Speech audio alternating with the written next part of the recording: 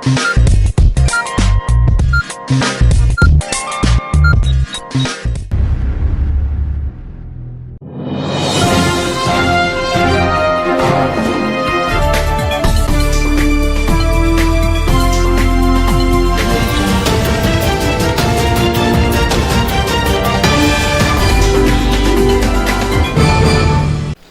आदाब, Indian Urdu news में आपका इस्तकबाल है। मैं हूं आपके साथ शेख जुबैर। खबरों की शुरुआत से पहले एक नजर डालते हैं आज की अहम सुर्खियों पर।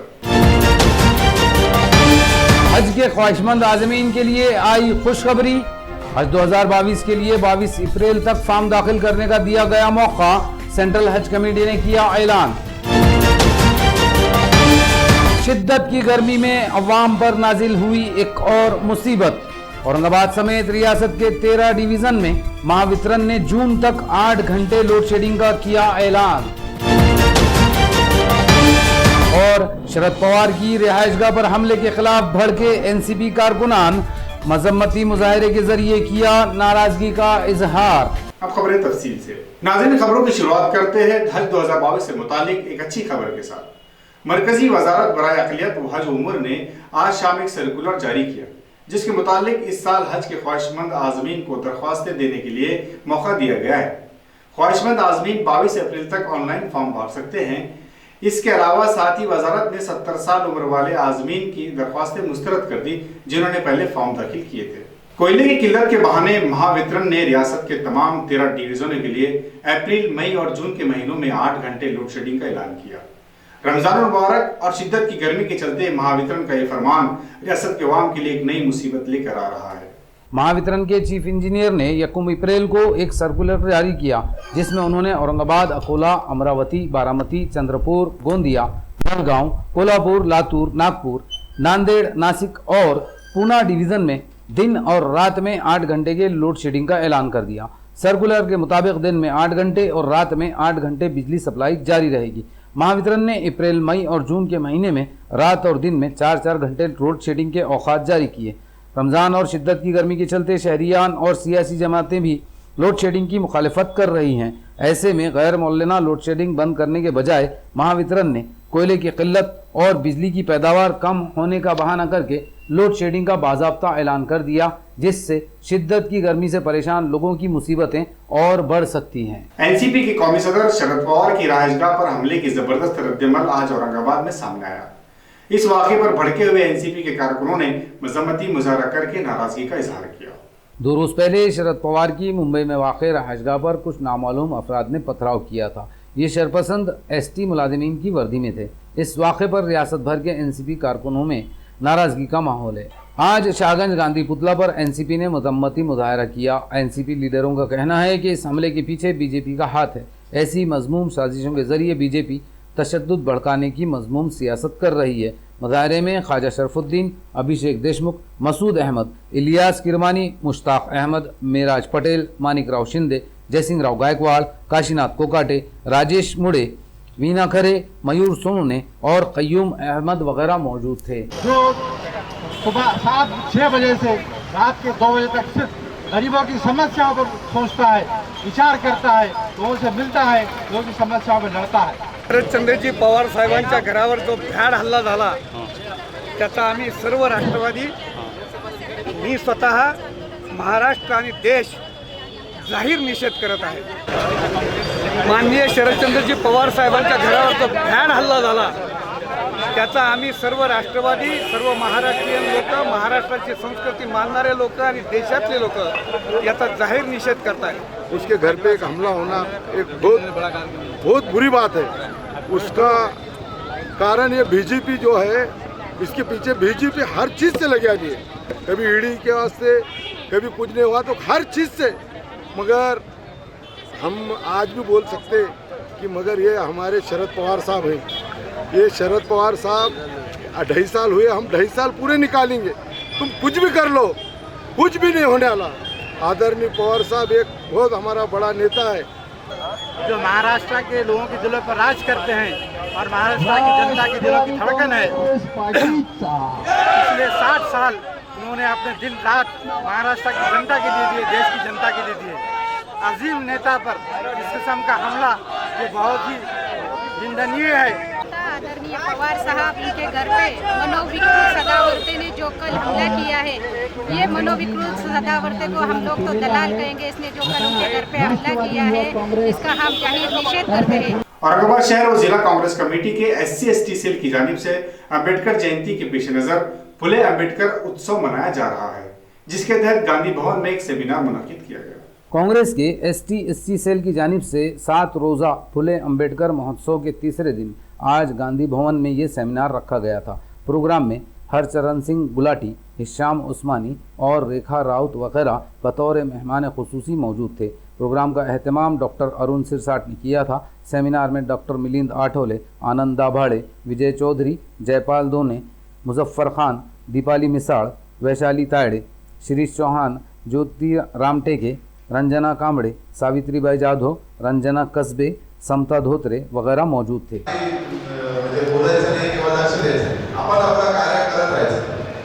इकडे बॅनरवर पाठीमागे जे केलं तुम्ही पाहिलं असेल की त्याच्यावर आपण आपले महाराष्ट्राचे आणि औरंगाबादचे मोठे नेत्यांचे फोटो पण टाकले। बाबूरावजी काळे असो, बाळासाहेब पवारजी असो, मी काही फार मोठा असा विचारवंत नाही, परंतु मला ते काही वाटते, कारण विचारवंतावर ज्यांनी राजकारणाचे उन्हाळे हिवाळे पावसाळे पाहिले अशी महान माणसं इथं बसलेली आहेत। मग त्यात गुलाटी साहेब असतील, डॉक्टर अरुण सिरसाट असतील, हसमीजी साहब असतील, फुले शाहू आंबेडकर उभ्या जगाला करू दे, फुले शाहू आंबेडकर उभ्या जगाला करू दे। घेतले गेले तर याचा मेसेज आपल्या औरंगाबाद आंबेडकर चळवळीचं आणि काँग्रेस चळवळीचं हे माहेरघर आहे आणि मराठवाड्याची राजधानी आहे। महाराष्ट्रामध्ये इथं जे घडते सगळीकडे त्याचे पडसाद पडतात, म्हणून आपण आहे माणूस। फुले भीमोत्सवाची सुरुवात आपण जी केलेली आहे, त्या पहिल्या फुले भीमोत्सवाच्या उद्घाटनाला आपण आंबेडकरी विचारवंत व भाष्यकार रावसाहेब कसबे सरांना इथं निमंत्रित केलं। त्यांच्या माध्यमातून जनतेला जे प्रबोधन करण्यात आलं ते खूप मोलाचं होतं। त्यानंतर आपण शिवाजी महाराज आणि डॉक्टर बाबासाहेब आंबेडकर यांच्या कार्याविषयी आपण प्राध्यापक श्रीमंत कोकाडे सरांना काल इथं निमंत्रित केलं। त्या माध्यमातून सुद्धा काँग्रेसच्या स्टेजवरून पूर्ण समाजामध्ये एक वेगळा मेसेज जावा हीच आमची इच्छा होती, ती झालेली आहे। आणि आता आजचा जे सांस्कृतिक विभाग म्हणून एक कार्यक्रम असतो तर तो आम्ही कवी संमेलनातून आम्ही विद्यापीठाचे प्राध्यापक पवार सर, देवानंद पवार सर यांना निमंत्रित केलं आणि या माध्यमातून एक थोडा आम्ही वेगळा कवीच्या मनातून आम्ही ये कार्यक्रम घेतलेला आहे। खाम नदी की रवानी बहाल करने के लिए म्युनिसिपल कॉर्पोरेशन पूरे शहर में मुख्तलिफ प्रोग्राम चला रही है। इसके तहत किले अरक में अवामी बेदारी के लिए एक प्रोग्राम मुनक्किद किया गया। माझी वसुंधरा मुहिम के तहत कॉरपोरेशन शहर के नालों की सफाई के अलावा कचरा ठिकाने लगाने के लिए अवामी बेदारी मुहिम चला रही है। इस मुहिम में शहरियान को यह तरगीब दी जा रही है कि शहरियान अपना कचरा नाले में ना फेंकें और उसे महफूज तरीके से ठिकाने लगाएं। खाम नदी की रवानी बहाल करने के लिए चलाई जा रही इस मुहिम में मुख्तलिफ मुकाबले भी रखे गए हैं, जिसमें फातेहीन को इनामात भी दिए जाएंगे। या ठिकाणी महिलांमध्ये कचरा वर्गीकरणाबाबत जनजागृती करण्यासाठी स्वच्छता क्वीन या ठिकाणी आयोजन करण्यात आले आहे। हा जो प्रकल्प आहे माझी वसुंधरा आणि खाम नदी, याच्यामध्ये महानगरपालिका आणि इकोसत्व हे असं दोन्ही मिळून या ठिकाणी काम करत आहेत। तर नागरिकांना अशी विनंती आहे, आवाहन करतो की आपला कचरा सकाळी जेव्हा आपली घंटागाडी दारामध्ये गल्लीमध्ये येते त्या गाडीतच कचरा टाकावा किंवा चालताना इतर आपण काय करतो नाला फेकून देतो, नाले दिसले फेकून देतो, असं करू नये। पालम तालुके में सालाबारे से मुतासरा काश्तकारों के हक की लड़ाई में किसान सभा और CPI को कामयाबी मिली। अदालत ने मुतासरा काश्तकारों को 15 करोड़ रुपए इंश्योरेंस अदा करने की हिदायत दी। CPI ने प्रेस कॉन्फ्रेंस में इसकी तफसील बताई। हक्कासाठी आणि शेतकऱ्यांना जो न्याय मान्य उच्च न्यायालयाने दिला, ह्या उच्च न्यायालयाच्या आदेशामुळे साधारणतः परभणी जिल्ह्यातील पालम तालुक्यातील 19,195 शेतकऱ्यांना 15,71,44,176 रुपये या सर्व शेतकऱ्यांना मिळणार आहेत, ज्याच्यामुळे त्या शेतकऱ्यांना एक प्रकारे मोठी मदत होईल। मुळामध्ये हा लढा आम्ही जिल्हास्तरीय समिती, विभागीय स्तरीय समिती, राज्यस्तरीय समिती आणि माननीय उच्च न्यायालय या सर्व ठिकाणी कायदेशीर पद्धतीनं आम्ही हा न्याय मागणी आमची मागितली.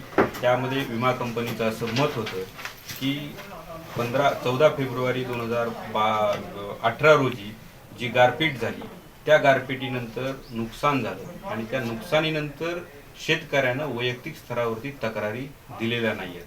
72 तासामध्ये आमच्याकडे तक्रार आली असती तर आम्ही त्याच्यावरती योग्य तो निर्णय घेतला असता, परंतु शेतकऱ्याच्या तक्रारी नसल्यामुळे शेतकरी हे विमा मिळण्यास अपात्र आहेत असं विमा कंपनीचं मत होतं. 13 फेब्रुवारी 2018ला मराठवाड्यात आणि पालम तालुक्यामध्ये मोठ्या प्रमाणावर गारपीट झाली आणि या गारपिटीमध्ये पालम तालुक्यातील 42 गावातल्या शेतकऱ्यांचं गहू, करडई, हरभरा, ज्वारी ह्या रब्बी पिकांचं प्रचंड मोठ्या प्रमाणावर नुकसान झालं. या नुकसानग्रस्त शेतकऱ्यांना विम्यासाठी भरपाई मागितल्यानंतर देखील विमा कंपनीनं ती भरपाई फेटाळली. त्याविरुद्ध शेतकऱ्यांनी लढा दिला आणि लढ्यानंतर कायदेशीर लढाई करून आज 42 गावातील शेतकऱ्यांना उच्च न्यायालयाच्या आदेशानुसार विमा कंपनीनं 15 कोटी रुपये विमा भरपाई देण्याचा आदेश माननीय उच्च न्यायालयानं जारी केलेला आहे.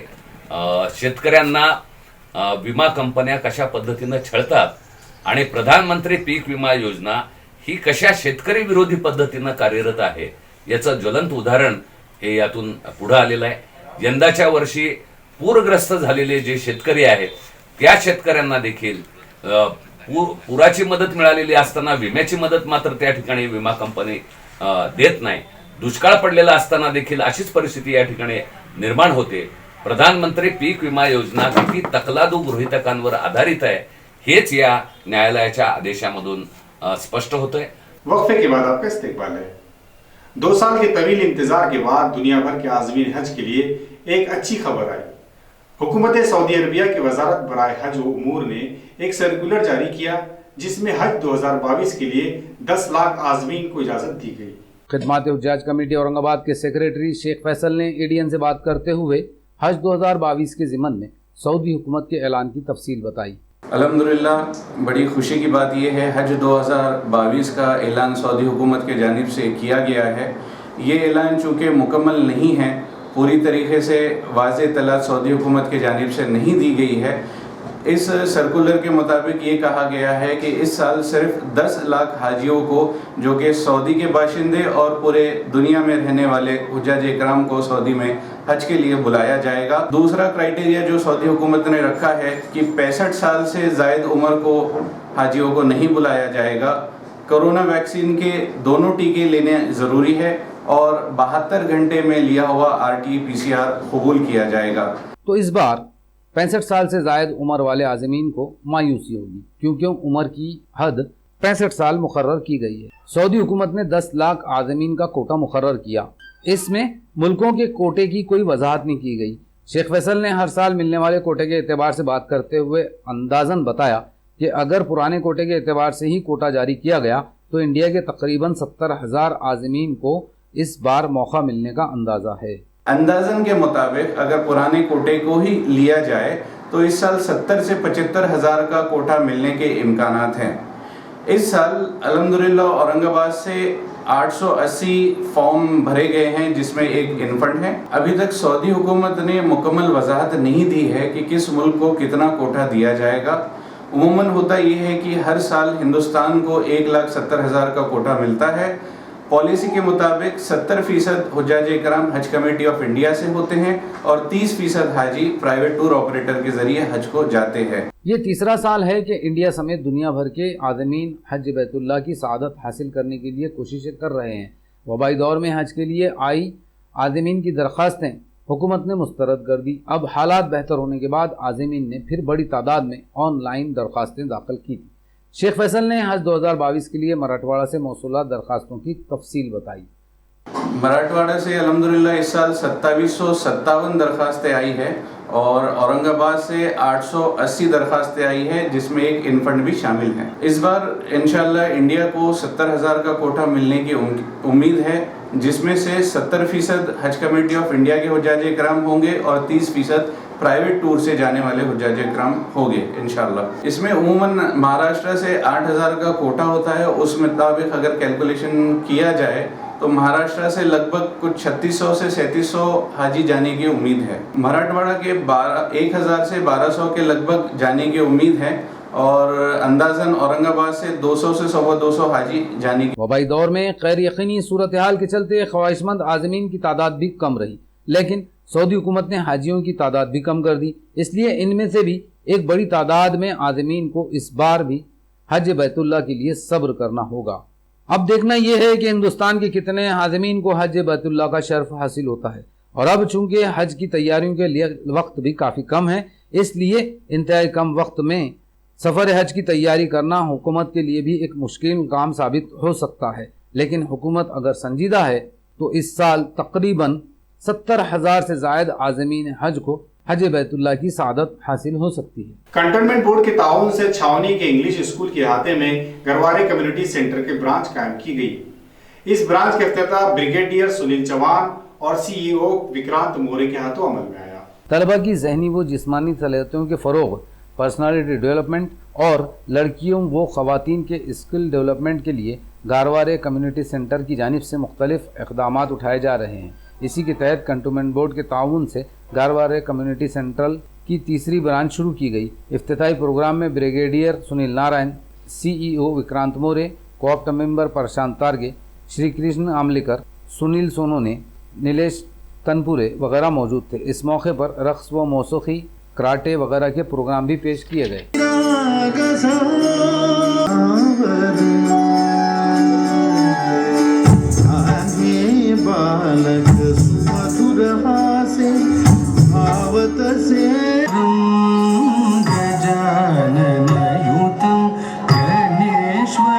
डॉक्टर बाबा साहब अम्बेडकर मराठवाड़ा यूनिवर्सिटी के टीचिंग एम्प्लॉइज कोऑपरेटिव सोसाइटी पर गुज़िश्ता 2 दहाइयों से कायम दबदबा डॉक्टर पात्रिकर ग्रुप ने इस बार भी बरकरार रखा। सोसाइटी के 15 डायरेक्टर्स बिला मुकाबला मुंतखब हुए और डॉक्टर पात्रिकर चौथी मर्तबा चेअरमन बने। संस्थेची अध्यक्षपदाची आणि पदाधिकाऱ्याची निवड झाली, त्यामध्ये सर्व सदस्यांनी, सर्व संचालकांनी माझी अध्यक्ष म्हणून बिनविरोध निवड केली। त्याबद्दल मी सर्वप्रथम सर्व संचालकाचे आभार मानतो। त्यासोबत या पतसंस्थेचे उपाध्यक्ष म्हणून श्रीमान खेंडकेजी, कोषाध्यक्ष मनोज शेटे, तसेच मनोहर दास यांची निवड केली। यांची निवड एक मताने झाली, त्याबद्दल त्यांची निवड केल्याबद्दल इतर सर्व संचालकाचे मी या ठिकाणी आभार मानतो। आणि आमच्या पतसंस्थेचा हा दुसऱ्यांदा बिनविरोध निवड झालेली आहे।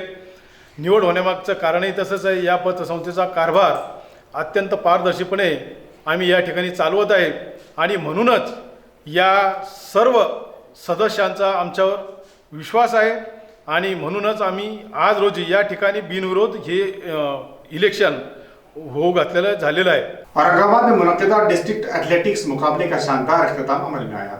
एथलेट शेख शाहरुख, प्रमोद काले, प्रतीक्षा काटे और रेखा गाड़े ने बेहतरीन जोहर दिखाते हुए मुकाबला अपने नाम कर लिया।